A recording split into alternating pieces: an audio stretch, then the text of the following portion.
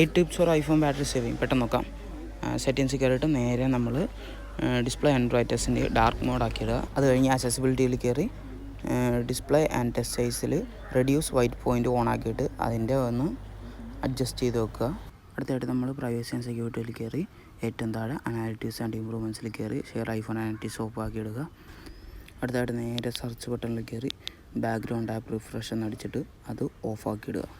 ഇനി battery health and charging കയറി optimise battery on ആക്കിയിടുക. ആക്സസിബിലിറ്റിയിൽ മോഷനിൽ കയറി റെഡ്യൂസ് മോഷൻ ഓൺ ആക്കിയിടുക. അതിനകത്ത് ഓട്ടോ പ്ലേ വീഡിയോ റിവ്യൂസും ഓട്ടോ പ്ലേ മെസ്സേജ് എഫക്റ്റും ഓഫ് ആക്കിയിടുക. എന്നിട്ട് ലൊക്കേഷൻ സർവീസസിൽ കയറി ഏറ്റവും അടിയിൽ മെസ്സേജ് ബേസ്ഡ് അലേർട്ട്സും മെസ്സേജ് ബേസ്ഡ് സജഷൻസും ഓഫ് ആക്കിയിടുക. പിന്നെ അതിനകത്ത് ലാസ്റ്റ് കിടക്കുന്ന 3 ഓഫ് ആക്കിയിടുക.